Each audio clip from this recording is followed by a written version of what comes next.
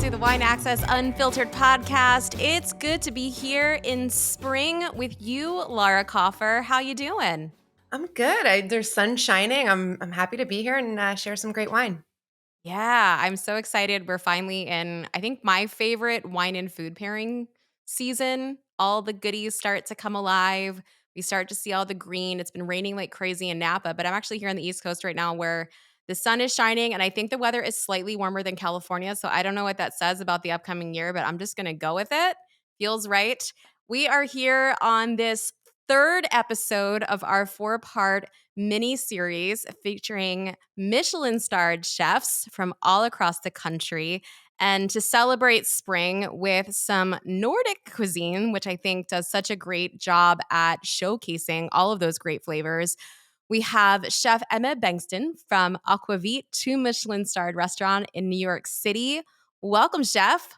Hello and good day. It is very sunny outside. I chose to sit in front of the window so I could see a little bit of it today. But thank you for having me. We are delighted that you could take time out of your incredibly busy schedule. You are literally in your chef coat, sitting in the restaurant between service, between lunch and dinner service, squeezing us in. So we're very, very grateful that you're here to talk about all things Nordic cuisine. I think this is going to be a great episode. We've talked a lot about what grows together, goes together. And of course, we're not going to be focusing on wines from your neck of the woods, but we are going to be focusing on all of those great spring flavors, all of those great pairings, and of course, what you're doing at the restaurant. But before we get into that, we have a few things to talk about in the way of cultural events.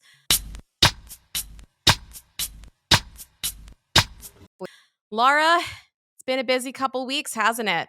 Yeah, some shockwaves sent through the industry. I mean, really through every industry with the Silicon Valley Bank news, and in particular, what that's done to the world of wine and in Napa. Yeah, I think everyone is sort of caught up on what's been going on with Silicon Valley Bank and all the turmoil that that has caused. I'm not sure how many people know how deeply the wine community was affected by that. We, of course, heard all about the tech and the people that were banking with Silicon Valley Bank when it unfortunately ceased to exist. But I think what a lot of people don't know is that Silicon Valley Bank was a bank that a lot of the wineries in Napa Valley, up and down California, and even into parts of Washington and Oregon were doing serious business with. And this has been a mainstay of the wine industry, so much so that a few episodes ago we talked about the fact that Silicon Valley Bank and Rob McMillan there puts out an annual report. And this is a report that we have leaned on for, I don't know, the better part of a decade at least, for all of our insight into marketing, trending, all of the reports in terms of who's buying what and why. But it looks like Silicon Valley Bank may actually have some interested parties in acquiring their wine division, which I think is light at the end of the tunnel, would you say? Yeah, absolutely. I think that last I saw it was like positioned as an asset. So the wine division, along with that state of the industry report, should live on in its kind of entirety, but maybe under different ownership. I think it was a pretty panicked Friday a couple weeks ago. But I can say, safely that the people here in Napa, everyone's still humming along and doing fine. So just kind of made us all sit back and take a look at how we do business. I think we're going to hopefully all learn something from this. I don't know what that something is, but I look forward to seeing what the pivot is, because we all know the wine industry is plagued with lots of crazy things that happen. So this is, I think, just one of those things, but hopefully sun shining ahead for us. In other news, Laura, it's a good thing you and I left our jobs in the restaurant, because it looks like we might be soon replaced by robots. Yes. Yeah, they're out to get our jobs. Well, I think everyone's had a lot of fun with this Chat GPT, and it got into law school, and it's now a doctor. And someone put it through their master sommelier exam, some examinations for the court of master sommeliers. So it did well. It passed an intro level exam, it passed a certified, and it did well on an advanced exam. So Crazy. we spoke about this week as a team, and we do work with a master sommelier, and he said, "Didn't pass tasting." So we are all safe. But Yeah. it's been fun to see this technology kind of being being wielded into the beverage world. I saw it like made a great cocktail the other day, and This is the future. It's super interesting. I had some questions around this though, Laura. Like I mean, I know I sat for the certified exam years ago. And I know you've sat for advanced and for a master as well, and you're an advanced sommelier. But are the tests you can't like get yeah, access to these tests, right? no, they're Okay. if there's tests floating around, they're cobbled together from past exams that people remember. So they're not out there that you can search. So I think someone Okay. like put together a certain level of an exam and let this robot go to town on it. I thought it was really interesting that in the advanced level, it only got like in the 70s. Yeah, it only got like a 70, which is good. I mean that Yeah. exam is incredibly difficult, but it's not 100%. Like still room for improvement on the chatbot. I mean, it's obviously a lot of like rote memorization on your part, especially in the advanced level, but there's also a lot of like theory involved with that level of testing in which you have to Mhm. combine a lot of different pieces of information, producer knowledge, even just knowledge of like what the wines themselves taste like. So I think from that aspect, like there is an art form that exists within this testing that I'm not sure a computer will get to, but I don't know. Flash forward a year from now, and I may be eating my words. Last but not least, kind of something, it's well, I shouldn't call it fun, but it is kind of like have you been watching any of the Gwyneth Paltrow trials? I've seen bits and pieces, and this piece of it did catch my eye. This was funny. So Gwyneth Paltrow, God love her. Um, she's been such a hoot to watch in the courtroom because she's being accused by this guy of crashing into him while they were skiing. And her contention is that she was in front of him, he crashed into her. And by the way, this was like 7 years ago. This is like not yesterday. But this guy who's in his 70s, Terry Sanderson, he's a retired eye doctor, is saying that he has, quote, lost the ability to function at a high level, which includes so it also said that he has traumatic brain damage, and some of the things that have happened after the incident were he stopped being able to do some of the activities he loved, which included wine tasting. So Ms. Paltrow skiing into this human allegedly has caused him to not be able to enjoy wine in the ways that he once could. And I don't even know if can you put a price tag on that?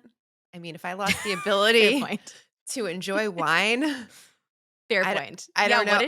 what is he suing her for? It's a lot. It's a lot, and she's It's in the millions. countersuing for like a dollar, and yeah, Oh, actually, these it's not that much. It's 300,000. Well, that's a lot, but, like, if you're gonna take Gwyneth Paltrow to court, for not being able to make taste wine anymore or enjoy yeah, wine, millions, 300K. Chef, what's the millions. number for you? If somebody told you tomorrow that, like, you can't taste wine or food anymore, what's the number? I was gonna say I don't think I want to lose my ability to taste food. I unfortunately I can say I probably can live without the wine, but the food will not work for me. That would be a much higher sum for sure. I'm actually kind of oddly with you. I know my entire career is in wine, but, like, if I couldn't taste food anymore, I don't know, I'd be hangry, like, all the time. It'd be a long road, long lonely road. I think by the time this episode comes out, we should have some clarity as to Yeah. who is winning this trial. I think it's supposed to wrap up the next few days after we finish this, but crazy stuff going on in the world right now, but not as crazy as these insane and wonderful reviews that we've been getting from you guys. I can't thank you enough. We've gotten so many great new reviews in the last few weeks. So I'm going to take the time to read one because we are just so appreciative. And if you leave us a review, which is so helpful for this podcast, we will select one and we'll read it on the show. And this one is from Oh, It's Like That question mark. And it's titled Obsessed. It is a 5-star review. Those are our preferred kinds of reviews. And this one says, I came across Wine Access Unfiltered about a month ago. Welcome to the show. And have been binging it ever since. I kid you not, I've learned more from this pod than I did during my previous year with 3 wine club memberships. Let's give it up for our Wine Access Unfiltered podcast, Yes. Wine Club. I can't get enough. And I've started implementing some of the things I've learned. Wines like port, which I didn't used to like, are now enjoyable since I learned how to pair them with food. Listening to Amanda and Vanessa feels like hanging with the girls, also with Laura. And this pod is a must for anyone who enjoys wine or is curious about wine. I swear to God, we did not pay for this review. I swear, this is a legit review. Totally Though it earned. does It was very earned, it was organic outreach, but we are so grateful for these reviews and especially an enthusiastic one like that, and it's really, really lovely to hear how many of you are learning from this podcast. I think, our intent was always to entertain with this podcast and to bring people in from all walks of life and talk about wine and talk about food. But the education component has been really gratifying for me, and I'm sure for you too, Laura. I mean, I know you love wine education as much as I do. Absolutely. It's nice to know that people are just receiving it so well, because it's Yeah. interesting to us, and there's nothing better than sharing that interest. Yeah. We have the best Yes. job. Yes. Well, thank you again for that review. If you were on YouTube, go ahead and give us a thumbs up and, a little comment on this is nice as well. And if you are listening to this podcast via one of your preferred platforms, like I said, those reviews are super helpful. This is also my cue to let you know that if you're enjoying this and you want to keep learning, the best way to do that is to do it in tandem with the wine club. So you can listen or watch this show and then you can enjoy the bottle of wine that we're enjoying on it as we talk about it. So it's a great way to sort of be involved in the conversation. It's a great way to learn, in multiple different ways, right? You're listening, you're watching, you're tasting. It's like you have your own little like wine class, but it's so much more entertaining because we're doing it. So how great for all of us involved. All the information to join the wine club is in the description below. Grab your wines because we're coming back. We've got Chef with us to talk about all things Nordic cuisine. See you in a second.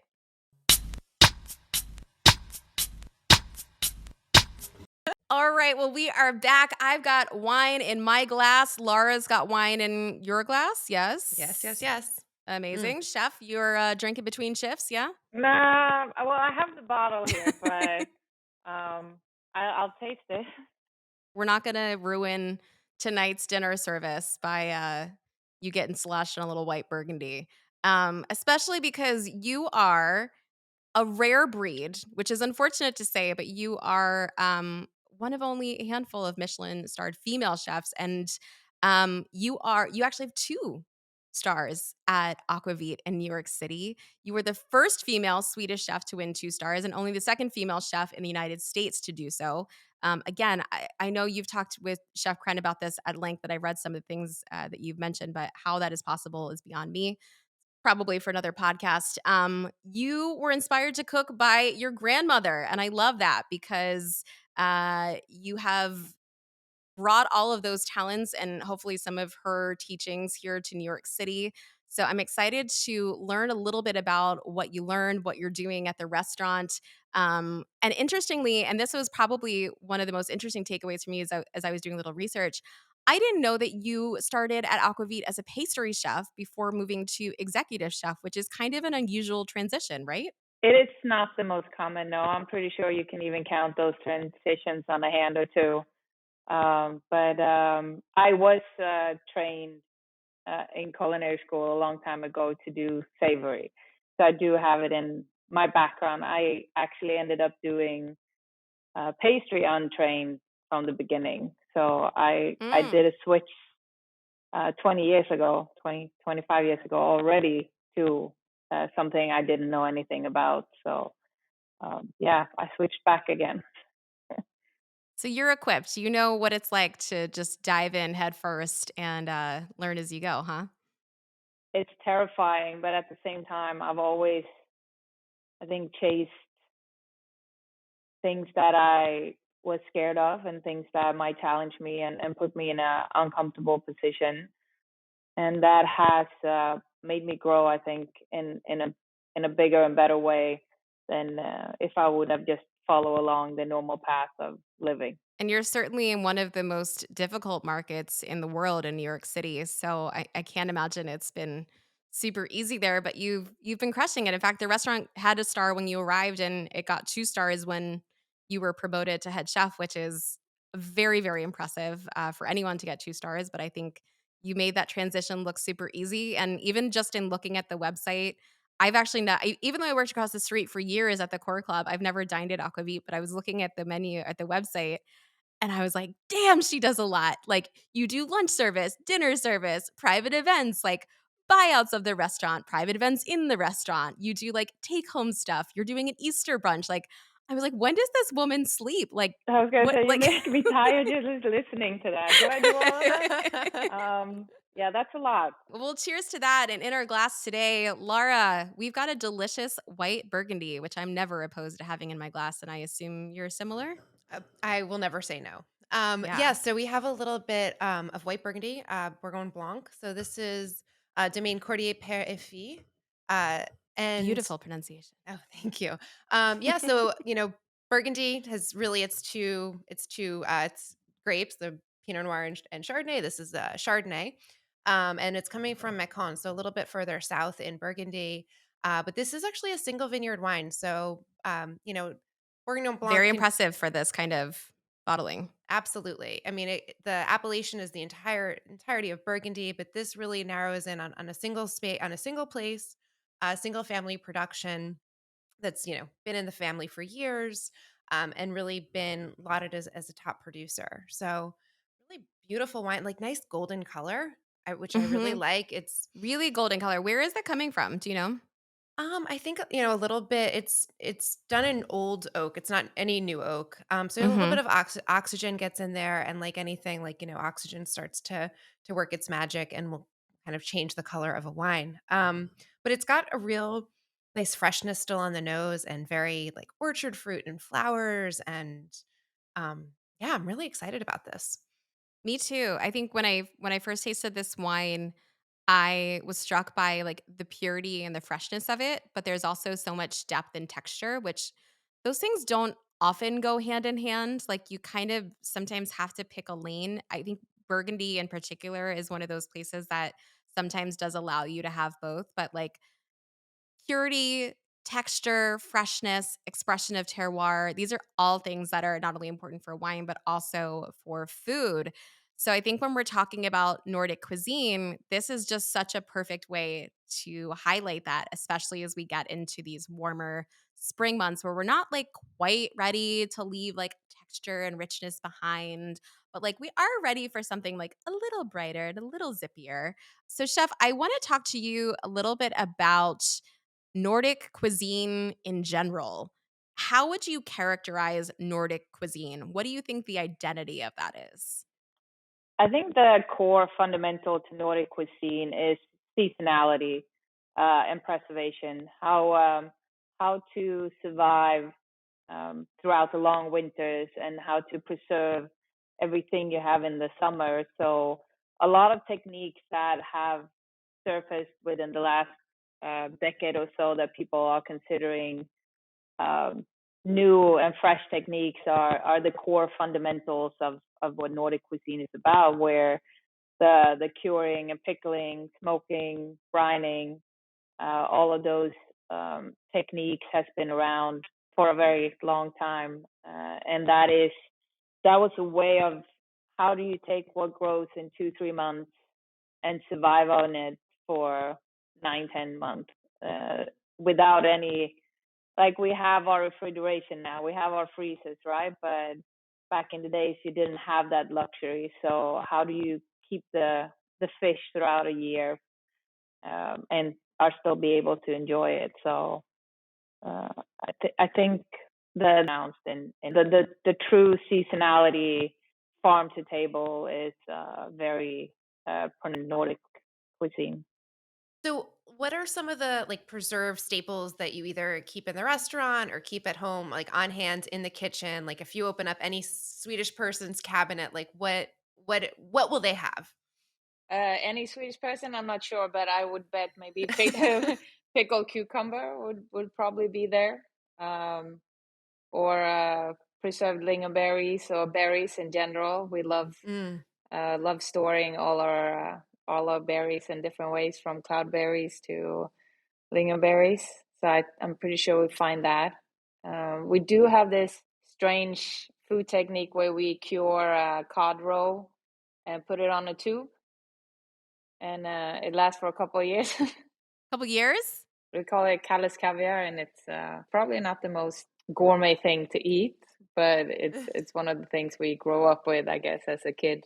Do you ever try to throw any of those things into the menu at Aquavit and like, push the boundaries for the common American diner?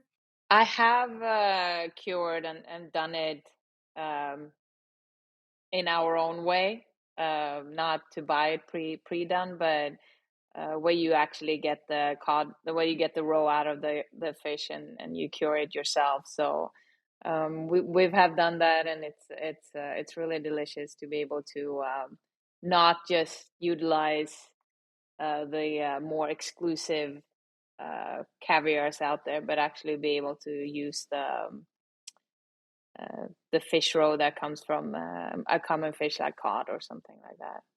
So how much preservation are you doing at the restaurant? I mean, I know you're keeping it very seasonal, but are you leaning into the traditions of preservation via Nordic cuisine? We do a lot of preservation techniques in the restaurant. It is core the base the core of our cuisine. So the fridges are constantly full of pickled things, everything from berries to fish to vegetables, curing, smoking, sausage making, um, brining, pretty much everything you can think of. And when you're building dishes with these things, and I think about the preserved items I keep on hand, like smoked salmon and pickled vegetables, like, and you're building a dish, how do you think about balancing maybe those things that are saltier and kind of stronger in flavor with other things that are gonna make up the plate?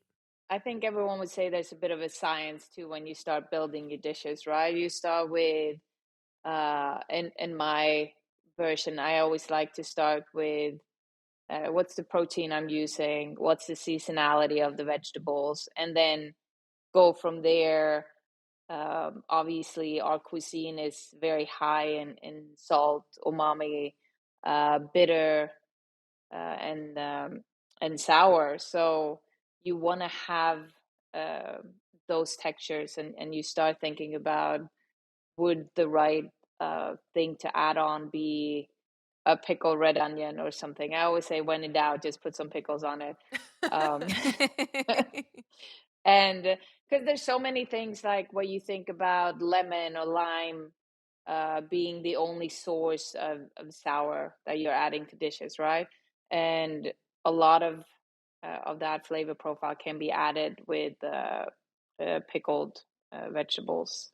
Where does wine fit into your food? I mean, obviously the restaurant's called Aquavit, and there is quite a bit of Aquavit on the menu, but does wine have a place, in Nordic cuisine? Is that your first choice of beverage to be paired?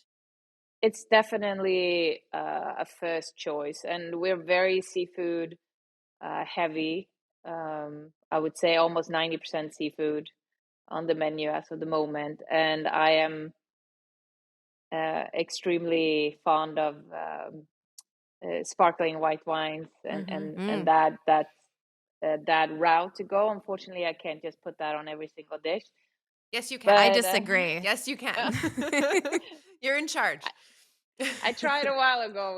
We ended up Mhm. having like five champagnes next to each other, and I was like, okay, maybe that's a little bit too much. I do feel like we're coming into that era where you can actually pair a lot of red wines with seafood as well, and a lot of dishes that I'm starting to build. I have that mindset a little bit when I do, because I do want to see red on the menu as well, Mhm. and Mhm. I try dialing back a little bit and not making the dishes too uncomplicated for our sommelier to pair with.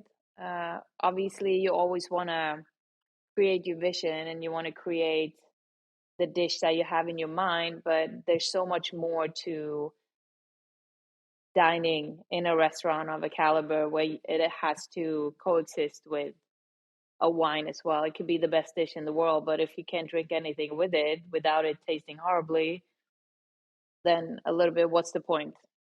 How do you work with your wine team at the restaurant? I mean, I think, as a somm, I've worked at restaurants that have cuisines that are a little bit more straightforward. I don't even know where I would begin with Nordic cuisine, with the salt and the acid and the preservation and all the different fishes and the seasonality of it. So, where in the process are you guys working together? Are you putting out new dishes weekly and tasting them with a team? There's been a couple of sober years during my time here, and they have a lot of struggles in the beginning, Mhm. finding a new profile that they're not familiar with. After a while, they come to terms with the flavor profile a little bit more, so they can anticipate when I'm coming up with a dish. We can talk about it, and they can start to figure out in what direction I'm working towards. And then they get to taste it, uh, bring their suggestions to the table, and then we taste it together. And normally there would be a couple of different options, and we decide on which ones are the best. But I am not the best at wine, and I'm Mm. okay with not being very good at Mhm. it. I know what I like, and that's about it. Yeah. Well, I think you're a little busy doing some other things right now, so I think that's probably fair. Well, thank you. Like yeah. Yeah, and they can't put out. I promise you, none of them can put out food like you can. So everyone has their 100%. strength. Yeah. What are some of your highlights on the menu right now? Like as terms in terms of like the fish you're serving, or dishes that you're really excited about, or things that you're excited about with this next season.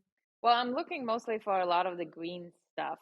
Um, Everything from the minus lettuce will be showing up soon. Nettles actually just arrived, so that's exciting. What do you do with nettles? Do everything from nettle soup to we're frying some of them as chips Mm. or a Mm. crispy component, and they'll also go into our a lentil component Ah. to bring a little bit of a spring flavor to it. Steph, what's the profile of a nettle? Well, nettle is a weed in Mhm. the sense of it's not, it takes over Hmm. um, everything it grows around. And it has a little bit of a similarity to poison ivy, kind of like Yeah. you do not want to eat them raw per se. And they do have little needles on them. Okay. So it they can get very itchy if you don't have gloves on them. So you do definitely want to cook them in one way or another. But they taste almost like, and I say this in the best way, like spring grass. Okay. Yeah, I like spring Um, grass. Yeah. Spring grass, like a little Gruner Veltliner? That definitely sounds like something that I would leave to the chefs. I don't think I'm gonna be bringing home nettles anytime soon. But what about things that we can do at home? Are there ways of preserving that you think are that, people can be tapping into or getting inspired by Nordic cuisine that can easily replicate it at home? well, the most base thing that you can really do that's not very out there and not too complicated is obviously to turn all your fruits and berries into jams and preserves. Okay. But also, if you really want to embark on the aquavit trend too, it's if you have nice berries or fruits to put them in vodka and create Ah, and kind of create your own little aquavit out of it, and then that could preserve throughout the winter too. Yeah, like, that's a great I've idea. done I've done lemons in our garage. We did, like, a limoncello. I guess that counts as preserving the fruit. We thought about it as making, like, alcohol, but, I love that idea, and that's really easy, right? It's like a two-step process that Yeah. just takes a little bit of time.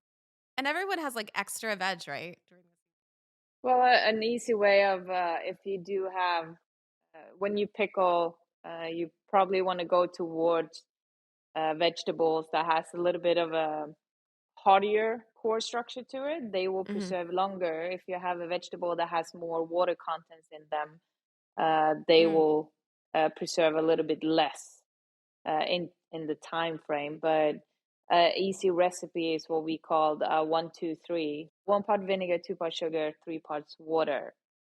I love And that. you mix that up, and then you pour that. But the most important thing is to have everything sanitized and clean, and then that will preserve longer. Right. Yes. I think I'd rather you just do it, and I'll just Yeah. thank the restaurant. But that sounds amazing. We've got just a handful of questions before we let you go, from our audience. What is the most exciting season for you? For me, it is definitely spring, because you're coming out from a season with root vegetables and everything is kind of brown or beige, or you have to work with, you're starting to run out of things and get the opportunity to spring into all the greens coming. I know summer is exciting, but everything in the summer goes so fast. Yeah. And I really do love the flavor of um, all the small, when you get to pick everything from the beginning. It has a Me too. rejuvenation process of it, seeing everything start over, new life. Yeah. Fresh start. I love it. What dishes can I make with preserved fish? I know I have a favorite, which is just like grilled toast, a hunk of butter, and then some sardines. But chef, I assume you have some of your own favorites? I was thinking a little bit about it, and one of those things that we used to do a lot growing up was, if you have um, preserved salmon or Mhm. anything like that, we do this potato pudding kind of, where it's layers Mm. of potato, dill, salmon, and then you pour almost like an egg custard over it and slow bake it in the oven, and it comes out almost like a lasagna, but it's preserved fish in it, and it's absolutely delicious. Oh my gosh. Is there a name for that dish that people could Google for the recipe? I only know it in Swedish, but I can say it in Okay. Swedish if you want. Say it in Yes, please. Swedish. Lax pudding. This is a third question. Why do Nordic countries eat dinner so early? I don't think I knew that. Is that a real thing? It gets dark really early. Oh, that tracks. Yeah. But even And in the summertime where it's light out, I think we just have that in our culture to eat a little bit earlier so that you can relax afterwards. what's the latest reservation you take at the restaurant? Here we do 9:30, so Does that blow Oh. your mind that people can sit down and have dinner at 9:30 still? yes, it does. Last question before we go, because I know you got to get to service. Your favorite local spots to dine in New York City? You have a garden of options. So where do you like to eat? Well, at the moment right now, my one of my best friends actually opened up Coleman, Marcus Glucker, and Oh, cool. Yeah. it's such a fun space to go into and just um,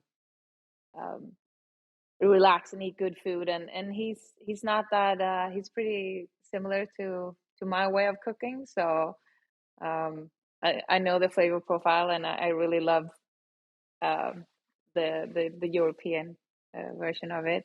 He's Austrian, so it comes in there. Chef, we had so much fun, but I know you got to get to service. And Yeah. what a treat to talk about all things Nordic cuisine. Chef Emma, you can find her at Aquavit, 2 Michelin-starred restaurant on 55th Street, along with all of the delicious preserved foods, delicious wines, a whole selection of Aquavit, some very cool cocktails that I was eyeing up as well. So lots Oh of yes. drinking options there. Guys, if you are not subscribed to this podcast and you haven't left us a review, now's your final chance. Raise a glass and then put it down and then write us a review. And then what you're going to do is go ahead into the description and click the link that says Wine Access Unfiltered Podcast Wine Club. You're going to click that and you're going to join and you're going to come party with us. It's a great time. We drank a delicious white Burgundy today. Laura Coffer, thank you so much for being here today. It was a pleasure to co-host with you. Yeah, this was a ton of fun. Thank you guys Yeah. both for joining me from the East Coast. And Chef, it was a real pleasure. Well, thank you guys for Yes. having me. This is fun. And I get to drink in the middle of the day. This is not Yes, bad. we're all for that. Yes. It's not just the Psalms that get to do it, it's the chefs too. Guys, this is the Wine Access Unfiltered podcast. I'm your host, Amanda McCrossin. Thank you so much for being here. And thank you to our associate producer, Laura Coffer. We'll see y'all soon.